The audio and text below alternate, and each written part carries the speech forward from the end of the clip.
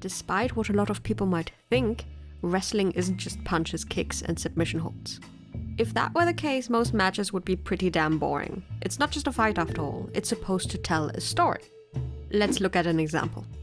Without commentary, this match is fine. It's executed well, it's technically sound, the kicks look good, the chops are solid, but compared to the rest of the card, it looks a little out of place.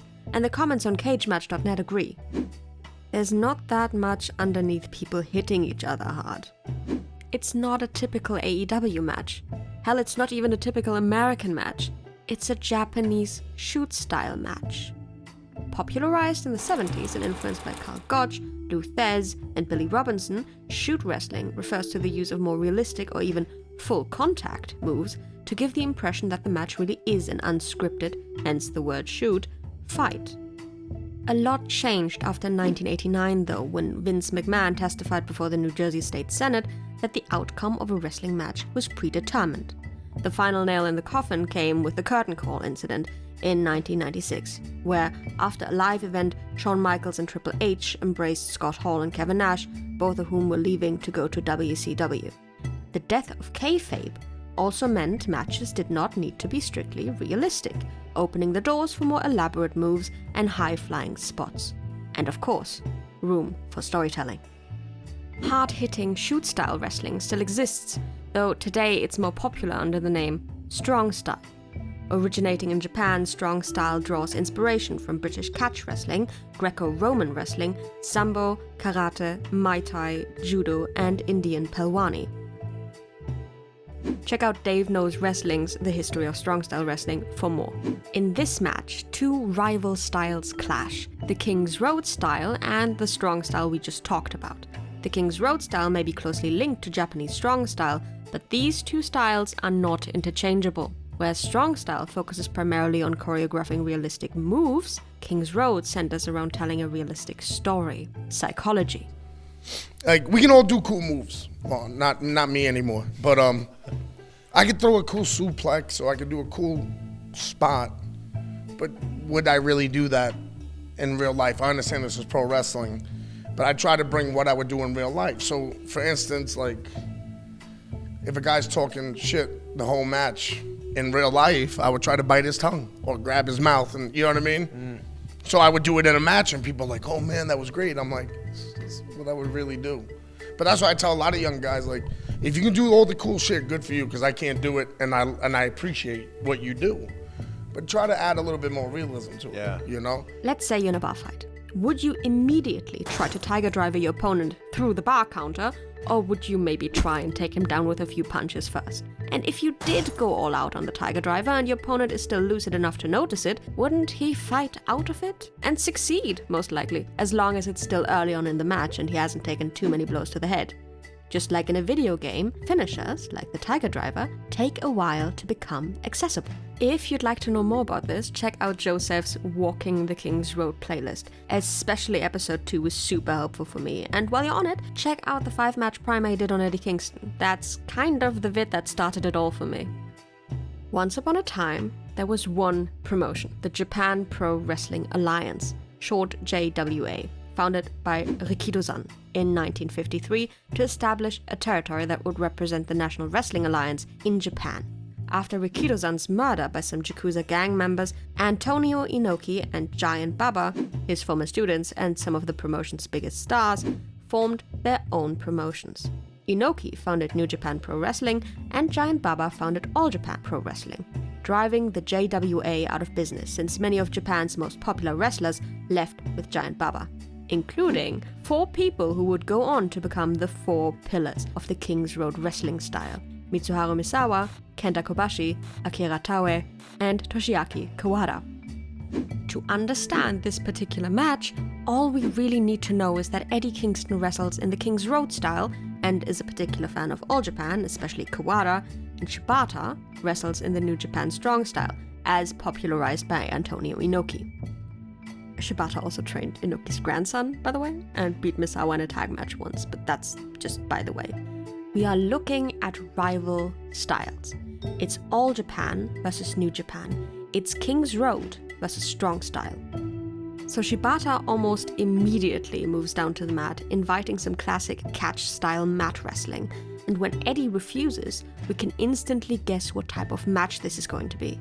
And the second the commentators mention Antonio Inoki, the ever-observant viewer should catch on to the story being told here. I wrestled many years ago for Antonio Inoki for New Japan Pro Wrestling in the early 90s, so I'm going to lean towards Shibata in this. We are starting off easy though. A few chops to warm up, a kick, more chops, and back to kicks. This is the very first part of the match. We haven't unlocked a lot of moves yet.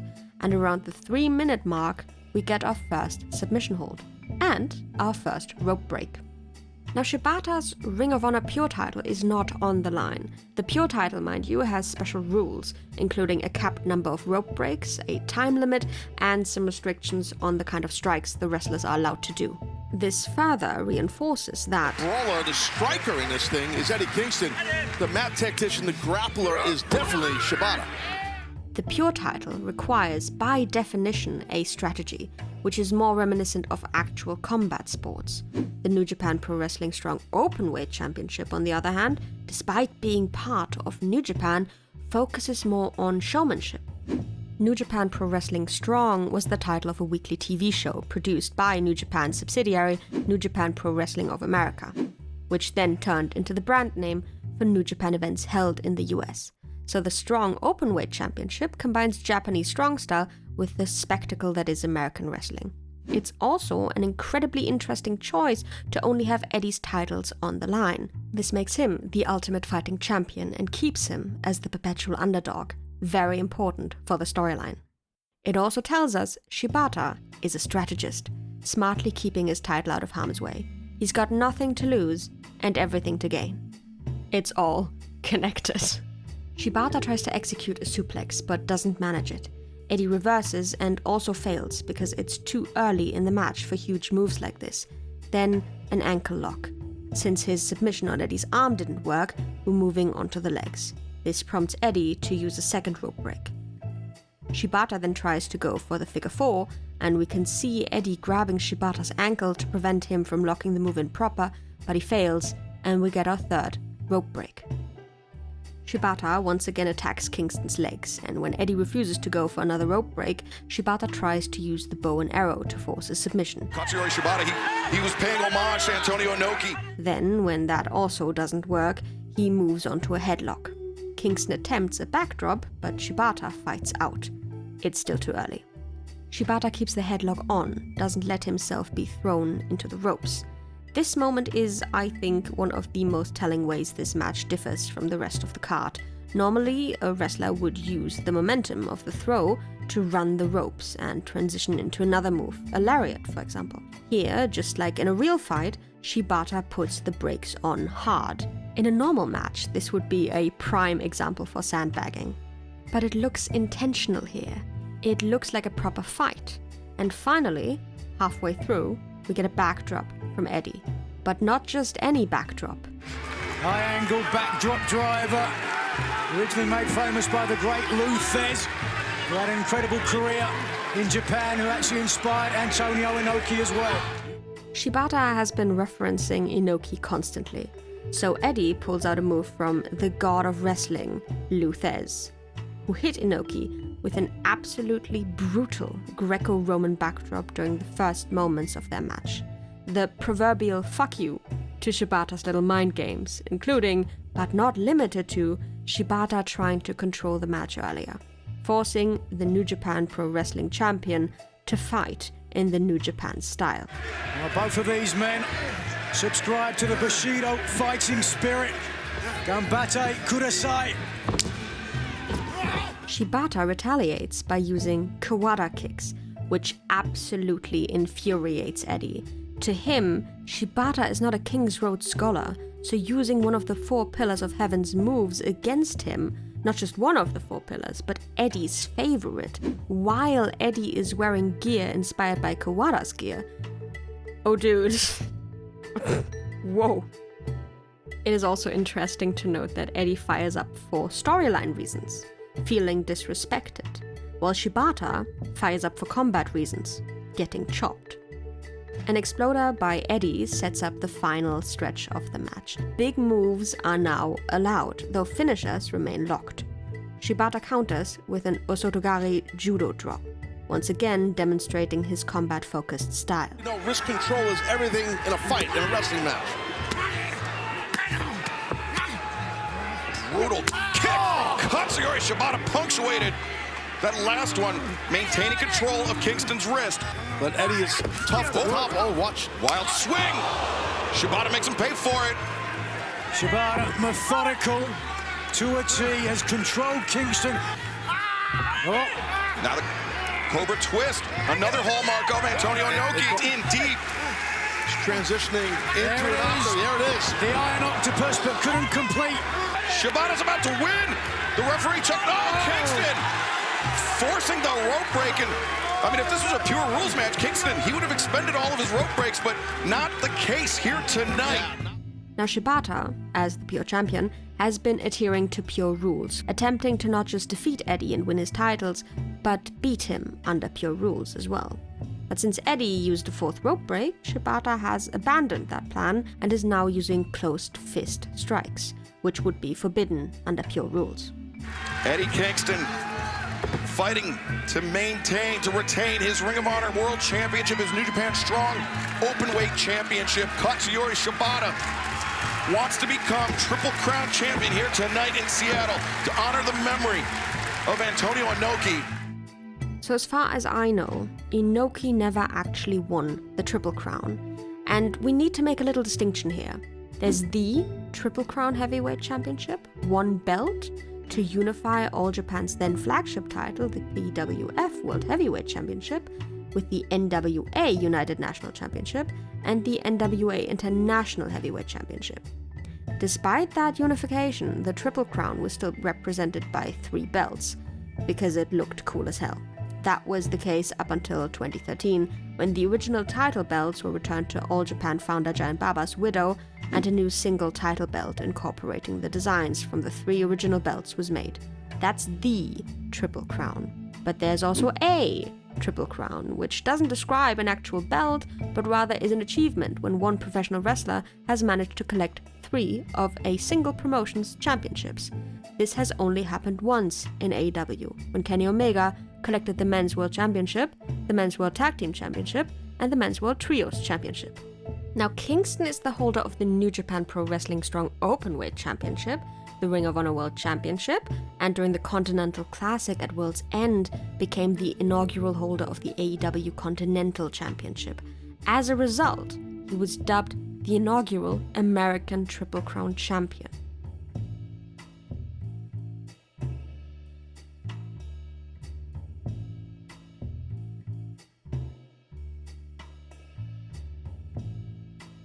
The Strong Openweight Championship was primarily featured on New Japan Pro Wrestling's American television program, New Japan Strong, as well as on programming by its partner promotions, All Elite Wrestling and Ring of Honor.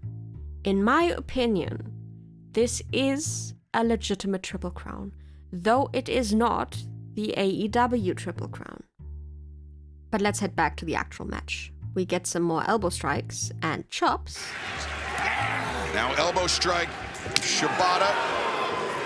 Think what it means for Eddie Kingston as well, fighting for his life. How proud he is, not only to be the Ring of Honor World Champion, but New Japan Strong Champion too. A Northern Lights bomb, and now we're in the final 2 minutes of this match. Finishers are unlocked. And when Eddie won his New Japan Pro Wrestling Openweight Championship, New Japan staff actually surprised him with a visit to Kawada's ramen shop. Sitting down with him, and some of the things I told him off screen and some of the things he told me off screen, I will hold forever dear. The advice he gave me was translated to me and sent to me. I read it every day. Kawada also suggested that Eddie should use a power bomb instead of his Northern Lights bomb as his finisher, which explains this. Now, power bomb, high stack, 2, 3. In conclusion, this match is a love letter to Japanese wrestling, both New Japan and All Japan. From Eddie's Kobashi-style chops over Shibata's judo-based technique, all the way to how they're selling for each other. The influence of legends like Antonio Inoki, Lou Thesz, and Kawada can be seen clear as day, even without the commentary team explaining it. And in a way, this match isn't just a love letter to the business, it's a love letter to the fans as well. One of the most crucial things about the King's Road style is its lengthy narrative, something that is simply not sustainable on the independent circuit when you're in a new city every month and you're in the ring with people of various skill levels. And even if you've made it to the big leagues, you don't always have that creative freedom to explore complex stories. But it's that long narrative that makes it so rewarding to watch as a fan. There's nothing quite like the reaction when you get it.